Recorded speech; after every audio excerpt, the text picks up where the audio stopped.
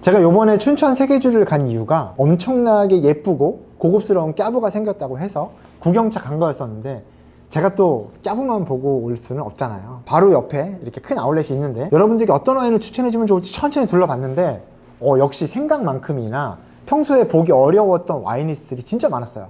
그 중에서 제가 정말 고심해서 딱 3가지 와인을 골라왔습니다. 제가 지금부터 춘천 세계주류 탑3를 소개해드리도록 하겠습니다. 첫 번째 와인 보여드릴게요. 와인명은 도멘 바로 뿌이피세 라 로쉐고요. 생산 국가는 프랑스, 생산 지역은 마콩, 포도 품종은 샤르도네고요. 빈티지는 2019, 알코올 도수는 14%입니다. 가격은 76,000원입니다. 와인을 보자마자 야, 양갱 저거 잘못 골라온 거 아니야? 라고 생각하시는 분이 분명히 있을 겁니다. 왜? 뿌이피세 따위가 감히 7만원이 넘어? 이렇게 생각할 수 있죠. 왜? 당연합니다. 보통의 이 뿌이피세라고 써 있으면 3만원, 4만원 진짜 많이 내가 쳐줬다 그러면 뭐 5만원까지 맥시멈 생각할 수 있는데, 이 도멘 바로는 7만원대입니다. 어떻게 이렇게 비쌀 수가 있을까요? 그냥 이 동네 짱입니다. 뿌이피세에서 짱 먹는다 그러면 당연히 이제 야, 짱 먹는 애가 7만원밖에 안 해? 이렇게 이제 태세가 전환될 수도 있는 겁니다. 일단 이게 프랑스 부르고뉴 지역에 있는 저 밑에 있는 마콩이라는 지역명이죠. 근데 그 안에 또 뿌이피세라는 더 조그만 마을이 있어요. 그리고 거기에서 더 작은 밭 라로쉐가 있는 겁니다. 거기에서 나왔다는 얘기예요. 이 레이블에 써 있는 게. 그러면 부르고뉴 지역 일부잖아요. 품종 뭐겠습니까? 빼박 샤르도네. 뿌이피세라는 말을 쓰려면 무조건 샤르도네로 만들어야지만 되는 거예요. 왜 이렇게 비싼지 제가 한번 마셔보면서 여러분들께 알려드리도록 할게요. 일단 지금 향이 좀 많이 단단한 편이에요. 그리고 일단 처음에도 느껴지는 향은 과일향보다는 좀 젖은 돌, 그리고 약간의 과실향. 확실히 미네랄 느낌이 처음에 가장 많이 도드라지고 있어요. 야, 입에서 완전 다르네. 와, 이거 여러분 아시죠? 점수의 노예인 거? 근데 얘는 파커 점수 거의 없어요. 받아봐야 뭐 91, 92? 그거 뭐 비싼 와인 점수 안 좋네 이럴 수 있지만, 버그하운드 점수가 배럴 테이스팅 했을 때 91점에서 93점이에요. 야, 90점 초반인데 뭐 별로네 할 수 있지만, 아마도 부르고뉴 와인을 드시는 분들이라면 공감하실 거예요. 이 버그하운드라는 잡지는 앨런 메도우라는 사람이 이끄는 회사예요. 근데 얘네가 짜도 이렇게 짤 수가 없어. 좀 편하게 마실 수 있는 부르고뉴 피노누아, 왜 레저널급 있죠? 한 3, 4만원 정도 하는 그런 애들은 88점만 받아도 엄청나게 홍보를 해요. 얘는 91에서 93점이라고 그랬죠? 이 정도 점수 받으려면 있잖아요, 우리가 알만한 유명한 생산자들의 프리메클 이상 가야 됩니다. 그럼 우리가 살 수 있는 가격이 보통 20이 넘어야 돼요. 그런 와인에다가 점수를 주는 게 91에서 93점인 겁니다. 근데 얘는 가격이 얼마입니까? 76,000원이에요. 근데 거기다가 그냥 점수를 주는 경우도 있고 아웃스탠딩을 주는 경우도 있어요. 되게 예외적으로 좋다. 근데 얘는 스윗스팟 아웃스탠딩이에요. 이건 무슨 뜻이냐면 아주 과하지도 아주 부족하지도 않은 굉장히 좋은 빈티지의 와인이다, 이런 뜻이에요. 드셔보신 분은 알 거예요. 단단해요. 그리고 앨런 메도우의 평가에도 얘 되게 단단해. 지금 먹으면 좀 어려울 수도 있어. 조금 더 숙성을 시켜야 돼. 얘는 2025년도부터 마시면 좋을 거야 라고 얘기를 했지만, 따자마자 바로 드셔도 향은 조금 부족할 수 있지만 맛이 너무 좋아요. 얘는 심지어 오크 숙성 길게도 안 합니다. 12개월을 하는데 그 중에 뉴 오크 비율이 20%밖에 못 미쳐요. 그럼에도 불구하고 오크 향이 은은하고 아주 고급스럽게 배어 있어요. 제가 마시자마자 놀란 이유가 야, 이거 뉴 오크 비율이 이렇게 낮은데 오크 향이 이렇게 좋을 수 있나? 저는 그거에 좀 많이 놀랐어요. 입에서 바로 감지가 돼요. 삼키기 전부터도 그 질감이나 뉘앙스가 굉장히 좋게 다가옵니다. 근데 향이 좀 폭발하면 진짜 얘는 진짜 너무 좋겠다.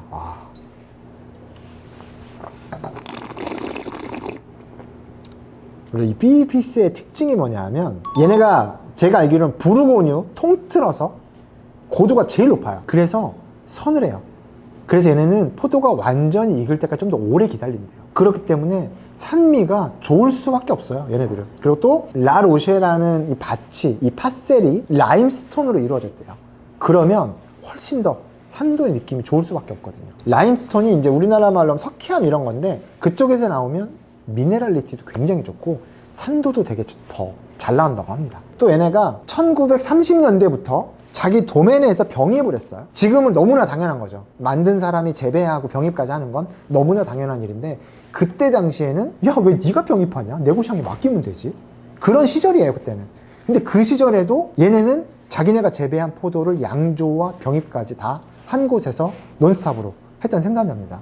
그런 걸 비추어 봤을 때 굉장히 와인에 대한 철학이 강하고, 때로와에 대한 이해도, 자기 와인에 대한 자부심이 엄청 강했다는 것을 볼 수 있는 것 같아요. 그런 헤리티지가 100년을 넘게 이어졌기 때문에 지금의 위치에 선 게 아닐까, 그런 생각이 듭니다. 마지막으로 제가 이 와인에 대해 드릴 말씀은, 이 와인 꼭 요게 아니어도 돼요.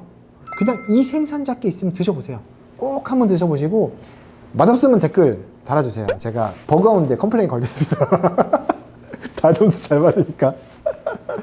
그러면 이제 두 번째 와인으로 넘어가 보겠습니다. 두 번째 와인입니다. 와인명은 비냐 톤도니아, 생산 국가는 스페인이고요. 생산 지역이 리오하, 포도 품종은 템프라뇨와 그라시아노, 빈티지는 2005 빈티지, 알코올 도수는 13%. 저희가 구매한 가격이 107,000원입니다.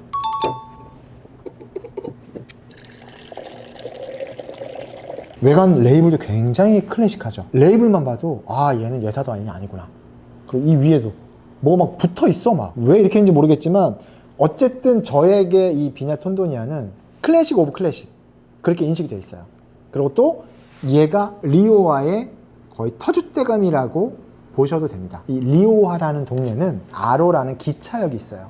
거기가 굉장히 중요한 곳이에요. 왜? 스페인 와인은 보르도에서 필록세라 때문에 이주해온 사람들이 기술을 전파하면서 유명해진 거거든요. 그러면은 보르도 사람들이 제일 잘하는 게 뭐야? 오크 숙성. 보르도에서 기차로 딱 들어오면 아로역에 딱 내리는 거야. 그러면 어떻게 해야 돼? 오크통이 모이는 그 집결지인 곳에 와이너리를 세우는 게 효율적이겠죠? 근데 정말 웃기게도 요 기차역이 있고 딱 요 라인에는 이 비냐 톤도니아, 제가 알기로는 하나밖에 없어요. 우리가 알고 있는 라리오와 알타, 무가 이런 거 있죠? 전부 길 건너편입니다. 그것만 봐도 야, 저 와이너리는 장난 아닌데? 어떻게 저렇게 좋은 자리를 선점했을까, 그런 생각을 했거든요.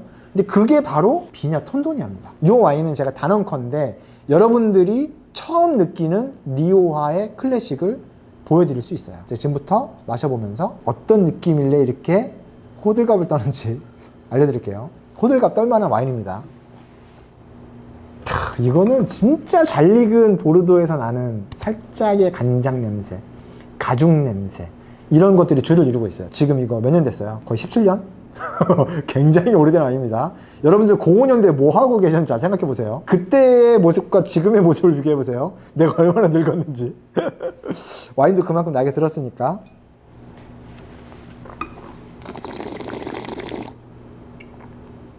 아, 이 와인은 마실 때마다 느끼는 거예요. 마치 피노누아를 마시는 것 같아요. 스페인 하면 짱 와인 뭐예요? 핑구스 빼고 유명한 걸로 짱, 우니코죠. 우니코의 별명이 뭡니까? 스페인의 로마네 꽁띠예요. 어떤 와인이건 간에 그 동네에서 굉장히 섬세하고 잘 만들어진 와인은 피노누아에 많이 비견이 됩니다. 근데 비냐 톤도니아 같은 경우는 저도 이제 외국 쪽 시음평이나 국내 쪽 시음평을 좀 서치를 해봤더니 피노라고 말하는 분들보다는 이태리 같다 라는 말씀을 많이 하세요. 그 이유가 명확히 이 와인에 들어있어요. 산도가 이제까지 우리가 먹었던 리오하랑은 결이 다릅니다. 숙성 뉘앙스는 말할 것도 없고요. 굉장히 아주 정석으로 익은 듯한 느낌이 들고, 왜? 오크 숙성을 헌오크로 한 6년 정도를 합니다. 그러고 나서 병에 담고 또 숙성을 해요. 근데 얘네의 마인드는 그거예요. 우리 와인은 먹을 수 있을 때 팔겠다예요. 그게 진짜 클래식인 거거든요. 진짜 웃긴 얘기가 뭔지 아세요? 얘네가 클래식 오브 클래식이라 했잖아요. 자존심이 겁나 세요. 근데 마르케스 리스칼이라고 스페인에 굉장히 대형 보데가가 있는데 얘네 건물이 장난 아닙니다. 무슨 뭐 아름다운 와이너리 건물하면 무조건 걔네가 그냥 짱 먹어. 근데 이제 얘네가 그게 좀 기분 나빴나 봐. 우리가 더 짱 먹어야 되는데. 그래서 정말 유명한 자하 하디드한테 부탁을 해서 자기네 와인셀러를 만들었다고 하더라고요. 그래서인지 모르겠지만 가장 아름다운 전 세계 와이너리 중에 50대 와인 중에 3등을 했어요. 근데 이거 아세요? 이 와인을 직구를 하는 분들도 계세요. 서치 겁나 해서 환율 1,100원일 때 잘 사면 7, 8만 원이에요. 근데 지금 환율 올랐잖아요. 저 와인 서치 검색해보고 깜짝 놀랐어요. 전 세계 평균가가 93,000원 나옵니다. 얘가 오히려 착해 보이더라고요.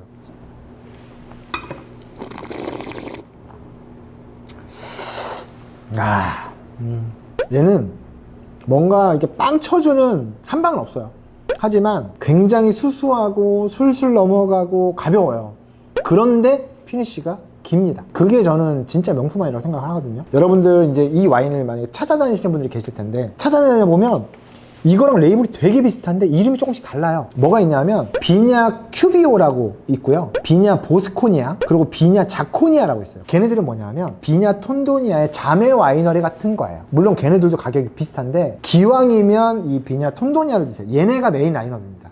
나머지 비싸게 생긴 이름이 좀 달라 그러면 자매 와이너리라고 생각하고 드시면 돼요. 근데 주의할 점, 단점이라고 보긴 어렵겠지만 얘는 17년이나 된 올빈입니다. 올드 빈티지를 혹시 안 드셔보셨거나 나는 올드 빈티지를 먹어봤는데 난 저거 왜 먹는지 모르겠다 하시는 분들한테 좀 안 맞을 수 있어요. 얘는 파릇파릇한 과실향이 나고 연유향 나고 오크향 나는 그런 어린 와인 스타일이 아니에요. 확실하게 캐릭터가 있는 거기 때문에 그거만 좀 감안하고 드시면 만족도가 훨씬 높을 거예요. 세 번째 와인입니다. 와인명은 루스토 인디아 솔레라 쉐리입니다. 생산 국가는 스페인이고요. 생산 지역은 쉐리. 포도 품종은 페드로 히메네즈와 팔로미노고요. 빈티지는 넌 빈티지. 알코올 도수는 20%고요. 제가 구매한 가격은 3만원입니다. 일단 색깔이 아주 짙은 호박색을 띱니다. 그럼 얘는 화이트일까요? 레드일까요? 화이트입니다. 화이트. 제가 아까 포도 품종을 페드로 히메네즈와 팔로미노라고 얘기를 했는데 얘는 그 팔로미노로 올로로소 스타일로 만든 원액과 페드로 히메네즈 원액을 섞어요. 뭐가 달라지냐? 그냥 포도를 따서 와인을 안 만들어요. 아마로네처럼 말립니다. 말려서 말린 포도로 와인을 만들기 때문에 페드로 히메네즈, 그래서 PX라고도 불러요. 이 와인에 PX라고 써있으면 졸라 단 거야. 근데 올로로소는 안 달아. 그래서 올로로소 80%에 이 달콤한 거 페드로 히메네즈 20%를 여기다 섞어서 달게 만들어 준 거예요. 그런 스타일을 우리는 크림 쉐리라고 부릅니다. 제가 이 쉐리를 갖고 나오게 된 이유가 있어요. 넌 빈티지라고 했죠. 넌 빈티지. 이 루스토 같은 경우는 쉐리로는 조금 드물게 로버트 파커가 2012년도에 테이스팅을 했어요. 그때 당시에 96점을 줍니다. 난리가 났죠. 이 가격에 96점이야? 야 이건 뭐 박스tek이야 이렇게 막 소문이 나서 엄청 많이 팔렸었는데, 그 후로도 꾸준히 해별로 평론가들이 시음을 하면서 점수를 꾸준히 잘 받고 있습니다. 지금도 쉐리를 안 드셔보신 분들도 아마 많을 거예요. 제가 어떤 스타일인지 마시면서 전달해 드릴게요. 일단 밀크 캐러멜이죠. 요만한 깍에 들어있는 밀크 캐러멜 써있는 거, 오리온에서 나온 거. 딱 그 캐러멜 냄새 나고요. 그리고 호박죽 끓일 때의 그런 호박 냄새 납니다. 그리고 아주 명료하게 호두 냄새 확실하게 나고요. 주정 강화 와인의 특징을 고스란히 가지고 있어요. 이 쉐리는 포트 와인처럼 주정 강화 스타일의 와인이에요. 그렇기 때문에 알코올이 20%까지 나오게 되는 겁니다. 맛도 달고요.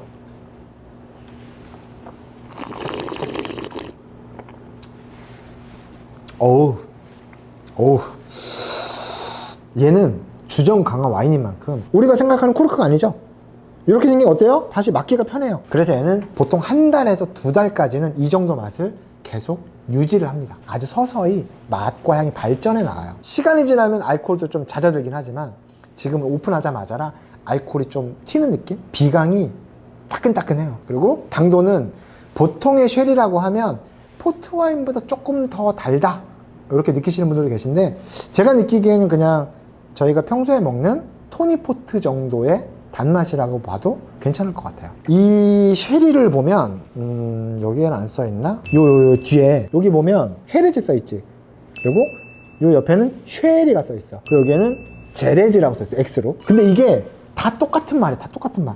헤레즈가 영어로 바뀌면 쉐리예요. 이 J가 원래는 X였대요. 원래는 X. 그래서 아주 전통을 중시하는 곳은 아직도 앞에 X를 쓰고, 그렇지 않은 곳은 J를 쓴대요. 근데 이게 미국으로 넘어가면서 SH로 바뀌었대요. 쉐리라고 부른다고 하더라고요. 결국에는 다 똑같은 말이에요. 원래는 쉐리라는 이 지역명을 쓰려면 무조건 주정 강화여야 돼요. 하지만 얘네들이 야 우리는 주정 강화 아닌 것도 잘 만드는 거 있는데 법 좀 바꿔줄래? 그래서 스틸 와인을 만들어도 쉐리라는 이름을 쓸 수 있게 해달라.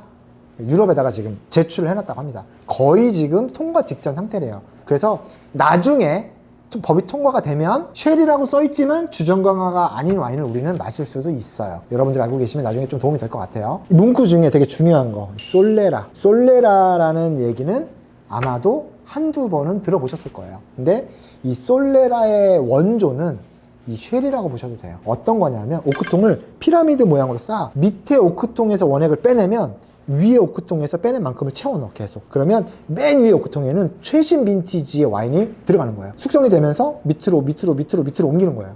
그래서 이 쉘 같은 경우는 맨 밑에 오크통에서 이걸 빼낸 거겠죠. 그런 방식을 솔레라 방식이라고 해요. 솔레라 방식으로 만드는 모든 와인은 넌 빈티지, 빈티지 표시할 수가 없습니다. 근데 이게 샴페인에서도 이런 방법을 쓰는 생산자들이 있어요.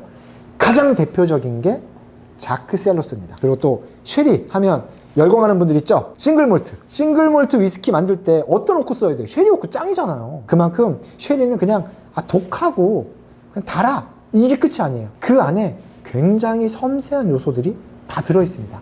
근데 그걸 느끼려면 보름 정도 지나야 돼. 따자마자는 알코올도 너무 세고 좀 치댈 수 있어요. 여러분들도 좀 관심이 있으셨다면 이번 기회에 한번 드셔보시는 것도 괜찮을 것 같습니다. 진짜 그 아이스크림 호두마루 향이 딱 여기서 나고, 아몬드도 있고 말린 무화과도 있고 약간은 상큼한 냄새도 좀 있고요. 그리고 확실한 호박 냄새도 많이 납니다. 근데 많이 마시기는 어렵다. 달고 독하고 향이 세니까. 이런 스위트 계열의 와인이 참 좋은 게 3만원 밖에 안 해도 피니시가 진짜 깁니다. 정말 코팅해 주듯이 너무 오래 가고요. 그러면 이걸 나는 한 번도 안 마셔봤는데 어떻게 마셔보면 맛있냐? 조금 작은 잔에 조금만 따라서 드시는 게 좋고, 최대한 긴 시간 동안 오픈을 해서 보름, 한 달 천천히 한번 음미를 해보시고, 권장 온도는 10도에서 12도 정도예요.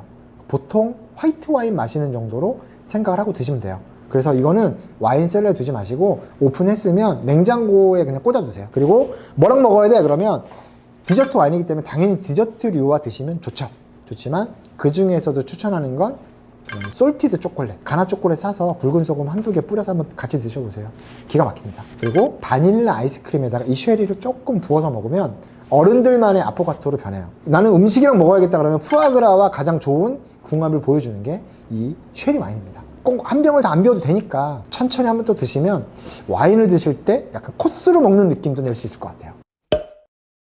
지금까지 3가지 와인을 알아봤는데요. 당연히 제가 먹어보고 너무 좋았기 때문에 흥분해서 너무 기분 좋게 소개해드리는 건데, 가끔 이제 이런 거 오해하시는 분들 계시더라고요. 너 광고 아니야? 너 너무 오버하는 거 아니야?